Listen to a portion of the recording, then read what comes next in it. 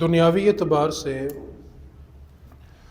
جب ہمارے گھر میں کوئی مہمان آتا ہے اور مہمان اگر وہ ہو جہاں بیٹی کا رشتہ کیا ہے تو ہم اس کے آنے سے پہلے اپنے گھر کو بڑے اچھے طریقے سے صاف کرتے ہیں۔ بیٹے کا کہیں رشتہ کیا ہو تو اگر شادی سے پہلے وہ مہمان آ جائیں تو گھر کی صفائی ستھرائی کا یہ عالم ہوتا ہے کہ جہاں بالخصوص مہمانوں نے بیٹھنا ہو اس کی ایک ایک نکر سے ہم گھر والوں کو کہتے ہیں کہ ذرا اچھے طریقے سے صفائی کرنا، کیونکہ مہمان بڑے عزیز ہیں، بڑے قیمتی ہیں۔ اللہ نہ کرے اگر ان کو کوئی منفی بات مل گئی تو کہیں بیٹی اور بیٹے کے رشتے سے انکار نہ ہو جائے۔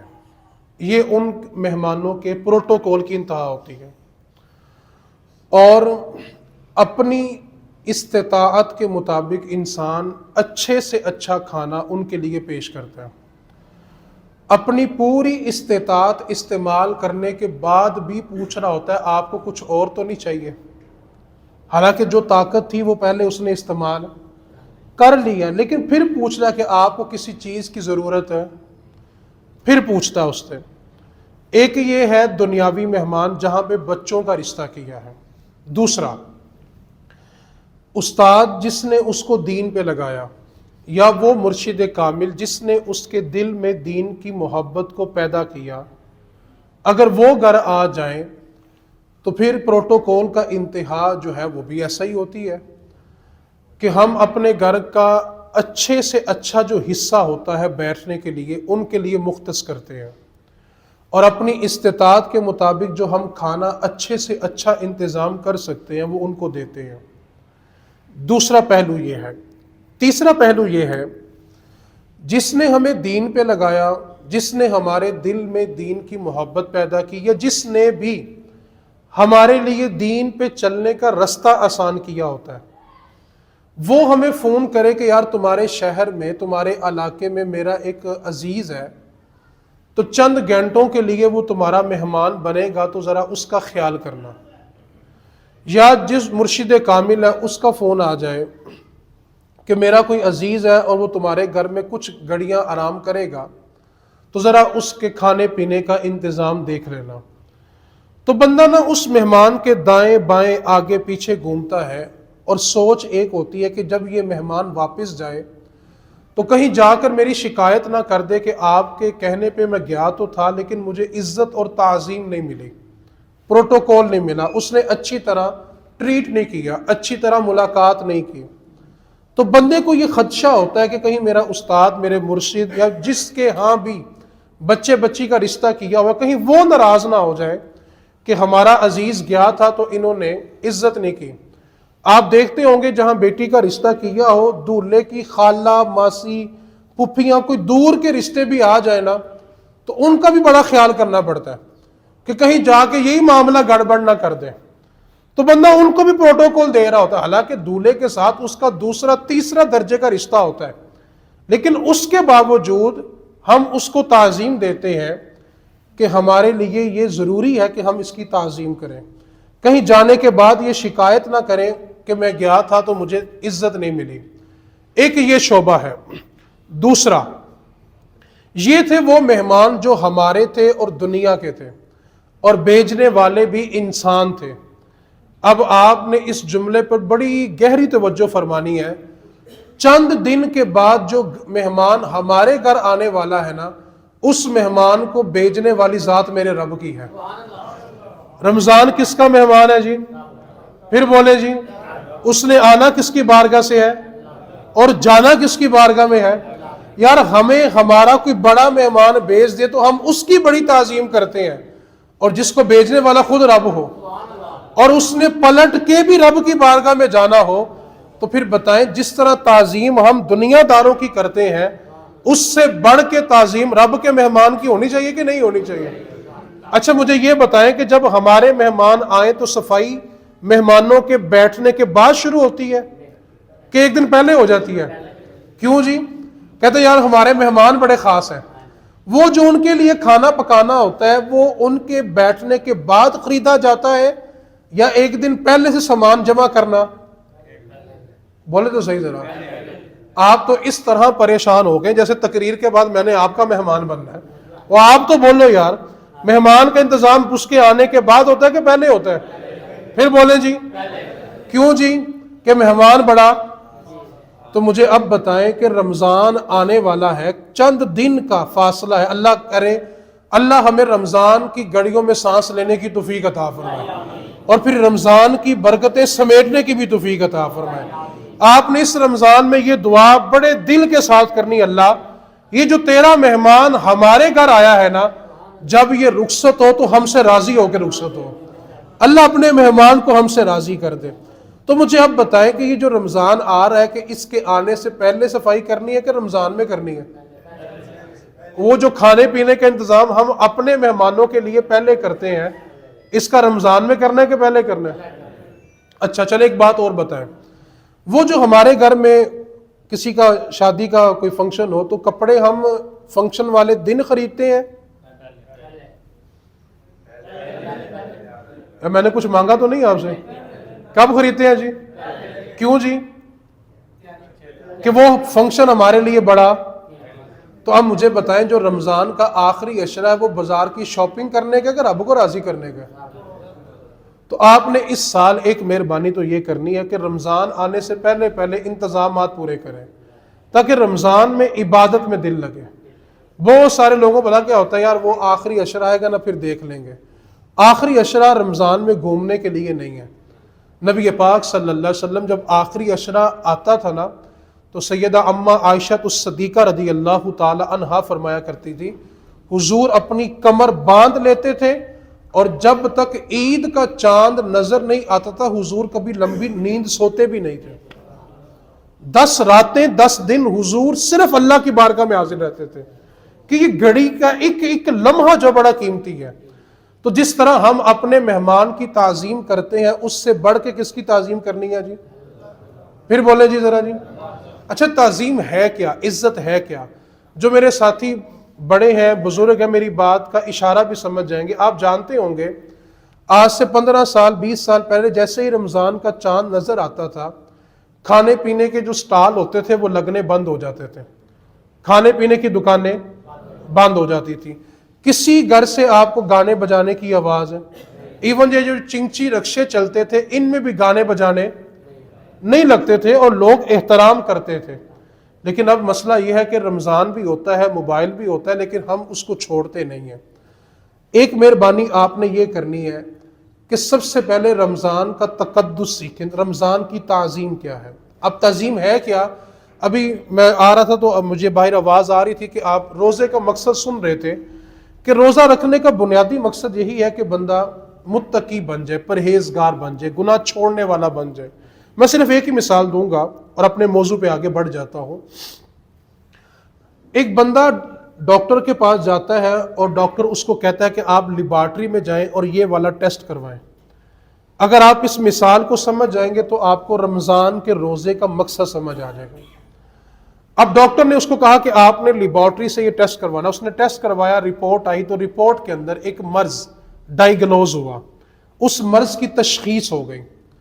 اب ڈاکٹر نے اس کو ایک پرچی کے اوپر 1 مہینے کی دوائی لکھ کے دی, اور ساتھ یہ لکھ کر دیا کہ آپ نے ان چیزوں سے پرہیز کرنا ہے.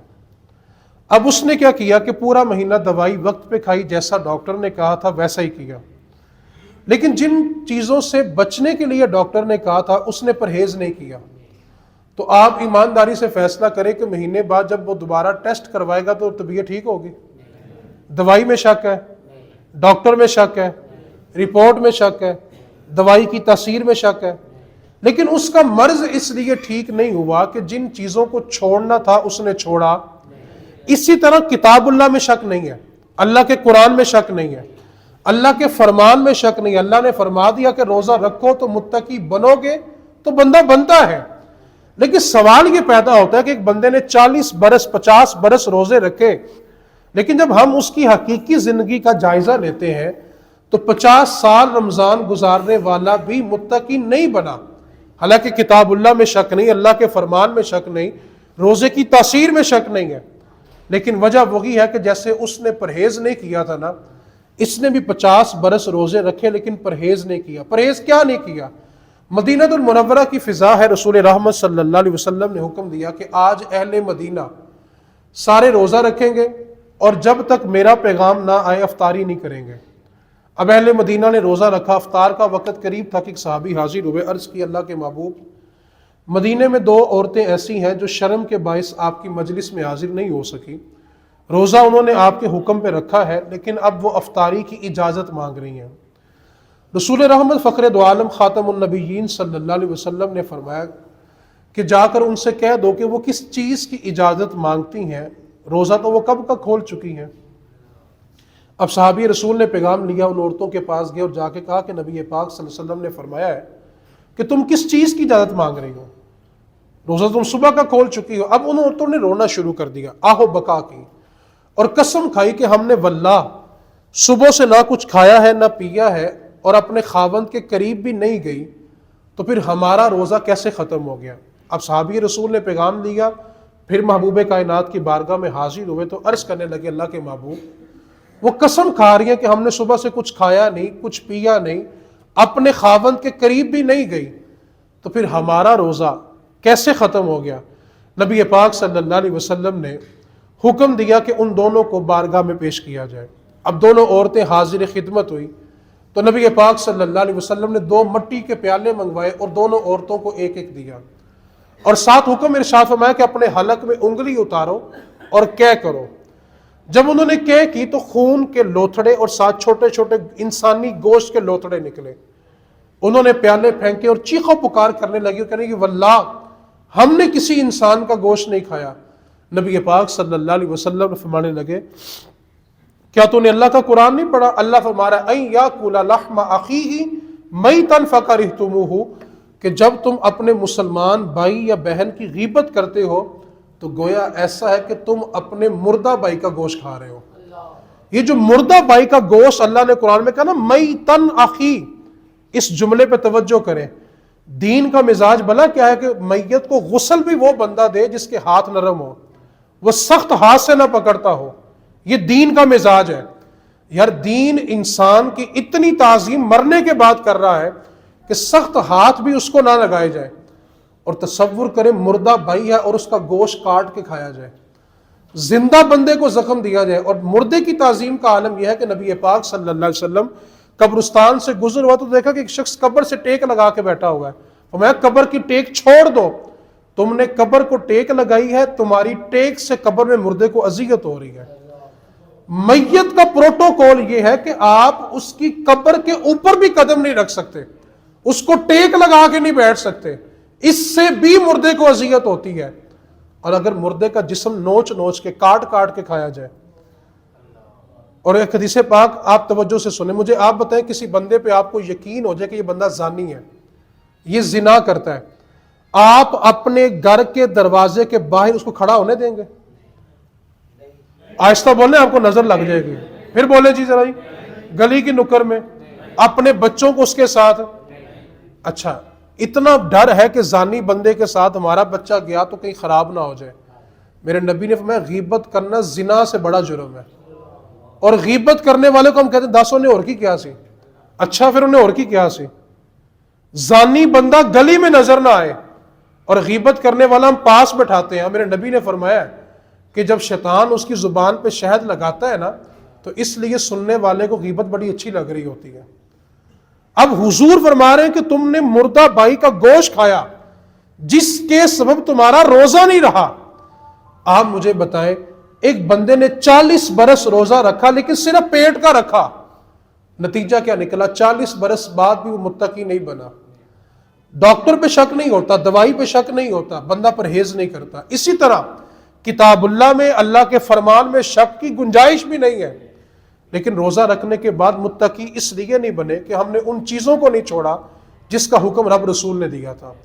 تو کم از کم ایک رمضان ایسا ضرور گزارے، ایک رمضان کہ جب رمضان گزر جائے تو اس کا اثر آپ کی طبیعت پہ رہ جائے۔ ایک رمضان ایسا ضرور گزارے کہ جب یہ اللہ کا مہمان آپ سے رخصت ہو جائے تو یہ مہمان بھی جا کے کہے مالک تیرے بندے نے بڑی عزت کی ہے۔ تو آپ نے بالخصوص اس مہمان کی تعظیم، تکریم اور توقیر اس درجے پہ کرنی ہے کہ یہ رمضان آپ سے خوش ہو جائے، پہلا کام تو آپ نے یہ کرنا ہے۔ گزشتہ نشست میں وقت ہو گیا تھا تو میں ایک بات ادھوری چھوڑ گیا تھا، اس کی تکمیل ضروری ہے۔ میں بات یہ کر رہا تھا کہ زکوٰۃ جو ہے وہ بندے کی بنیادی ضروریات پوری کرنے کے لیے ہے۔ بنیادی ضرورت میں بندے کا مکان ہے، اس کا لباس ہے اور اس کی خوراک ہے۔ یہ تین چیزیں بندے کی بنیادی ضروریات ہیں۔ مثال کے طور پہ ایک بندہ ہے، اس کے پاس اپنی سواری نہیں ہے تو وہ پیدل یا رکشے پہ کرایہ خرچ کے جا سکتا ہے، لیکن لباس ہی نہ ہو تو زندگی کا تصور بھی سمجھ ہے۔ تو تین کون سی ضرورتیں ہیں اس کی بنیادی؟ نمبر ایک کیا ہے؟ پھر بولیں جی۔ نمبر دو لباس، اور نمبر تین اس کی خوراک۔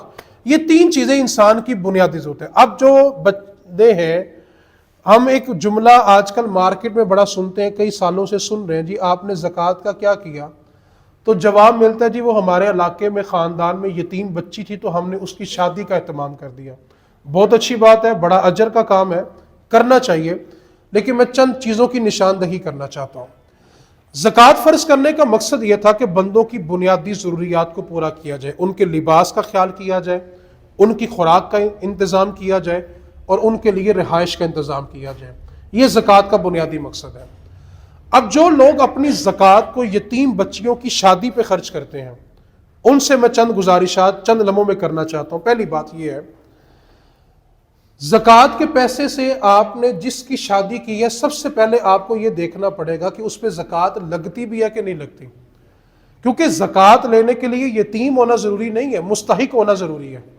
اب ایک کسی کا باپ چلا گیا، بچے تو یتیم ہوئے ہیں لیکن باپ مرا ہی کروڑ پتی ہے، اب بچے یتیم تو ہیں لیکن زکوٰۃ لینے کے لیے مستحق نہیں ہے۔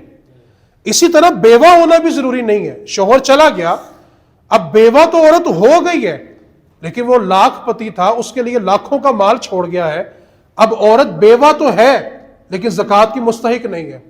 تو زکوٰۃ کے لیے یتیم، مسکین، بیوہ ہونے کا کرائیٹیریا بعد میں ہے، پہلے اس کا مستحق ہونا ضروری ہے۔ اب جو زکوٰۃ کے پیسوں سے شادیاں کی جا رہی ہیں، تھوڑا سا اس کو سمجھنے کی کوشش کریں۔ زکوٰۃ کی بنیادی ضروریات کے لیے، لباس کے لیے، خوراک کے لیے، رہائش کے لیے۔ اب مجھے بتائیں، زکوٰۃ کے پیسے اکٹھے کر کے 300 بندوں کی روٹی پکائی جائے، آپ نے تو پیسے دے دیے جی زکوٰۃ سے، میں نے یتیم بچی کی شادی کی ہے، 15 لاکھ روپے کا جہیز بنایا زکوٰۃ کے پیسوں سے، 500 بندے کا 2 دن کا کھانا پکایا زکوٰۃ کے پیسوں سے۔ یہ جو 15-20 لاکھ روپے زکوٰۃ کا لگا کے آپ نے ایک بچی کو رخصت کیا ہے نا، اتنے پیسوں میں 5 باپوں کا فرض ادا ہو سکتا ہے۔ آپ زکوٰۃ کا جو خرچ ہے، اس کا استعمال، اس کو تھوڑا سمجھنے کی کوشش کریں۔ ہم زکوٰۃ کو ضروریات سے نکال کے خواہشات کی طرف لے کے جا رہے ہیں۔ اب کیا ہے جی، بچی یتیم ہے جی، زکوٰۃ دے دیں، بچی کی شادی کرنی ہے۔ اب زکوٰۃ کے پیسوں سے لیا کیا جا رہا ہے؟ اس بچی نے جس گھر میں جانا ہے، وہاں جتنی پہلے سے بیٹیاں بہو رہتی ہیں، ان کے زیورات بنائے جا رہے ہیں، ان کے کپڑے بنائے جا رہے ہیں، جتنے مرد ہیں ان کی گڑیاں خریدی جا رہی ہیں، ان کے کپڑے خریدے جا رہے ہیں۔ ساس کے لیے الگ سے پروٹوکول دیا جا رہا ہے، جی اس کو اچھے کپڑے دینے ہیں، کہیں میری بیٹی کو ساری زندگی بات ہی نہ ہو۔ اور میرے بھائی، زکوٰۃ کا یہ مقصد ہی نہیں تھا۔ زکوٰۃ تو تھی مسلمانوں کی بنیادی ضروریات کو پورا کرنا، اور ہم نے اس کو نفسیانی خواہشات کی تکمیل میں لگا دیا۔ آپ تھوڑا سا اس مزاج کو سمجھیں کہ زکوٰۃ کے پیسوں سے جو 500 بندوں کی روٹی پکائی جا رہی ہے، یہ دین کا مزاج نہیں ہے۔ اگر ایک بچی مستحق تھی، آپ اس کے لیے 50-60 افراد کے کھانے کا انتظام کریں، عزت کے ساتھ گھر میں نکاح کا اہتمام کریں، جو اس کے کمرے کی بنیادی ضروریات ہیں وہ چیزیں لے کے اس کو رخصت کیا جا سکتا ہے۔ تو مہربانی کریں، جو لوگ اپنا پیسہ زکوٰۃ کا یتیم بچیوں پہ خرچ کر رہے ہیں، پہلے وہ اس بات کا جائزہ لیں کہ اس سے ضرورت پوری ہو رہی ہے یا خواہشات کی تکمیل کی جا رہی ہے۔ اور اگر خواہشات کی تکمیل کی جا رہی ہے تو مہربانی کریں اپنی عبادت کو ضائع مت کریں، کیونکہ زکوٰۃ کا مقصد کیا ہے؟ انسانوں کی بنیادی ضروریات کو پورا کرنا، نہ کہ نفسانی خواہشات کو پورا کرنا۔ دوسری بات، ہمارے برے صغیر کے اندر یہ ایک رواج بڑا پڑتا چل رہا ہے کہ ہم زکوٰۃ کے پیسوں سے راشن تقسیم کرتے ہیں۔